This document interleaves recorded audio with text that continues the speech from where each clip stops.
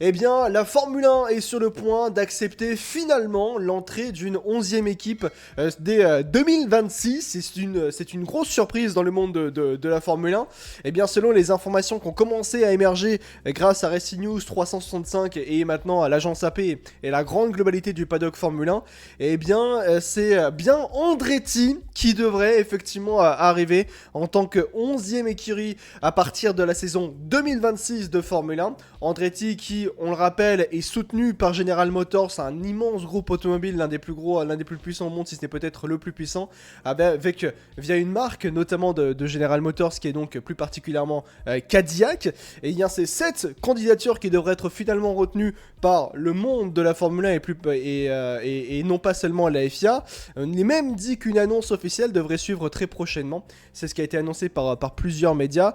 Ils changent tout le temps d'avis MDR. Selon le Corriere, ils vont prendre le moteur Ferrari, GM X Stellantis d'une certaine manière. Alors, c'est intéressant de prendre ça en compte parce que, pour remettre dans la petite histoire, au cours de cette année civile 2024, eh bien, il y a eu un énorme conflit entre la Fédération internationale automobile, donc la FIA, et le Liberty Media, donc la FOM qui détient les droits marketing et commerciaux de la Formule 1. Parce que dans un premier temps, la FIA avait poussé pour avoir l'entrée d'une 11e écurie sur la grille, donc qu'une nouvelle écurie s'ajoute à la grille de Formule 1 le plus rapidement possible. La FIA avait retenu la candidature, notamment plus particulièrement de Andretti, qui était soutenu d'ores et déjà par General Motors.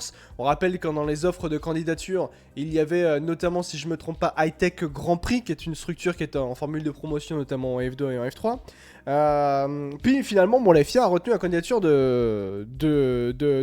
d'Andretti Cadillac, qui est soutenu donc par General Motors. Sauf que quelques jours après, je crois que c'est vers le début du mois de février, il y avait la F1, donc la FOM, qui avait annoncé derrière que non, en fait, ils refusaient l'entrée d'Andretti en Formule 1. Pourquoi ? Eh bien, parce qu'ils estimaient qu'ils n'allaient pas apporter une valeur commerciale suffisante à la Formule 1. Ils n'allaient pas apporter de plus-value à la Formule 1 du point de vue commercial et marketing. Bon, il y avait aussi, il fallait aussi prendre en compte le fait que du point de vue... il y a aussi une répartition des richesses. Et que en Formule 1, vous avez 10 écuries qui se partagent des parts de gâteau, notamment du point de vue commercial et marketing, plus ou moins de manière équitable, mais surtout d'une manière aussi vis-à-vis du classement. L'écurie qui termine première gagne plus d'argent que l'écurie qui termine dernière, forcément. Et que si vous mettez une 11e écurie, les parts de gâteau, forcément, deviennent beaucoup moins intéressantes si vous ajoutez une 11e écurie. Parce que si vous êtes 10, vous partagez en 10, si vous êtes en 11, vous partagez en 11. Et déjà, les écuries de Formule 1, elles n'étaient pas tellement chaudes pour ça. Pour ça que ça avait du mal à s'ouvrir à ce niveau-là, notamment. Et puis finalement, il y avait notamment un homme qui posait peut-être problème vis-à-vis du projet Andretti. C'est Michael Andretti, et qui était l'un des patrons qui était à la reine du projet d'Andretti et Cadillac, qui était extrêmement offensif dans sa communication vis-à-vis de la Formule 1 et vis-à-vis de ce qu'il avait envie de faire pour pouvoir entrer en Formule 1. Ça a toujours déplu, j'en avais fait beaucoup de contenu autour de ça, mais ça avait toujours beaucoup déplu au patron de la Formule 1 et au patron d'écurie de Formule 1, d'avoir un Michael Andretti extrêmement offensif dans sa communication, en disant en dévoilant certains contenus privés dans certaines discussions privées, j'ai envie de dire ça ainsi, en catimini publiquement, notamment pour Michael Andretti, et qu'en fait, Michael Andretti a cédé les rênes de l'écurie désormais à quelqu'un d'autre, et que vu qu'il a cédé les rênes de l'écurie, ça a apaisé déjà certaines tensions entre la Formule 1 et le projet Andretti.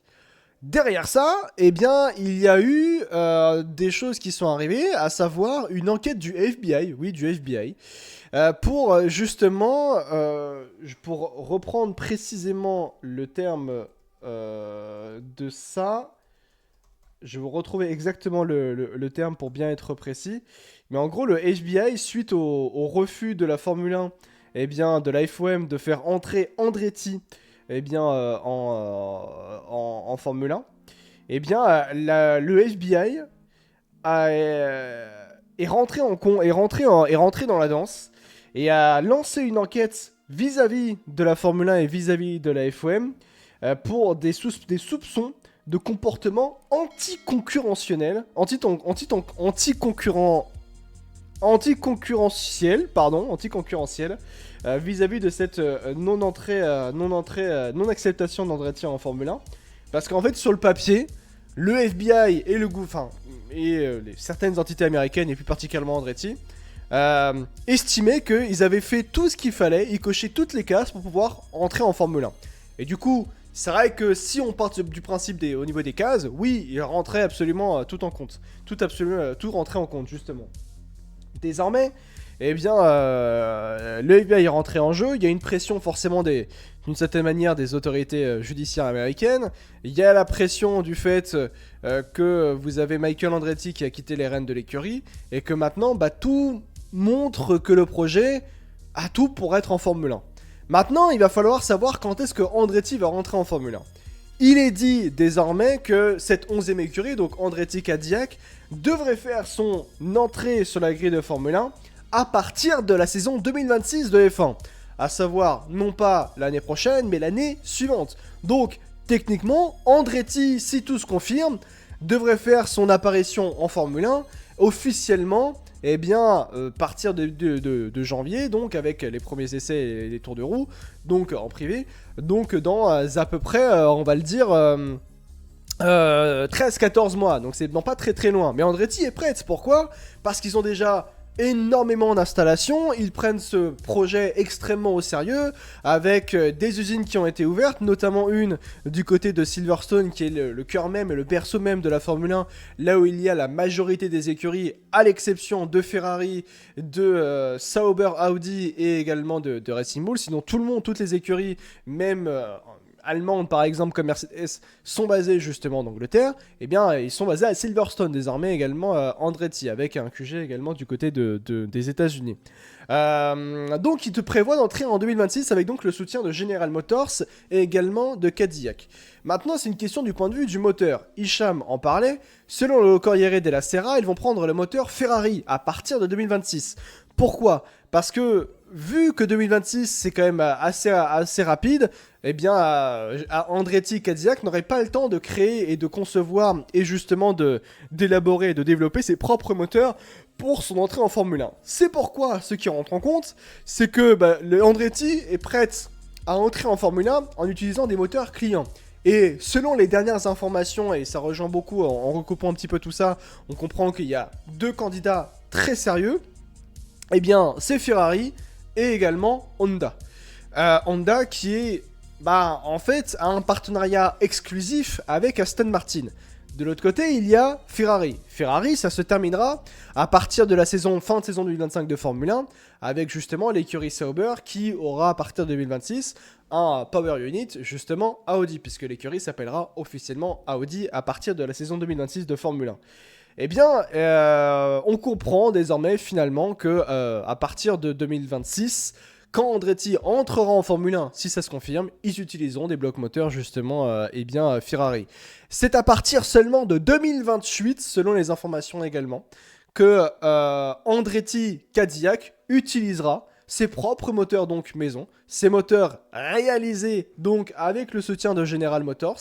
Donc il y aura beaucoup d'investissements et on prend visiblement déjà ça au sérieux puisque ça a déjà bien commencé au niveau de l'élaboration et la création des moteurs nouvelle génération à partir de 2026, puisque je rappelle qu'en 2026, on a la nouvelle ère de la Formule 1 qui débutera, avec l'entrée dans la nouvelle réglementation aéro, mais surtout au niveau technique et surtout au niveau des moteurs, qui vise à simplifier justement l'utilisation des moteurs turbo hybrides, notamment dans son fonctionnement, justement. Donc, à voir comment les choses vont évoluer. Voilà les principales informations du moins autour de l'entrée de cette 11e écurie. Il est à noter que dans un premier temps, et je rappelle que Andretti Cadillac ou du moins que Andretti était prévu dans sa candidature d'entrer en Formule 1 avec un moteur Renault dans un premier temps, avant finalement de faire ses propres moteurs justement avec l'arrivée de General Motors Cadillac dans le projet. Et que maintenant, Renault ne sera plus impliqué en Formule 1 à la fin de la saison 2025 de Formule 1.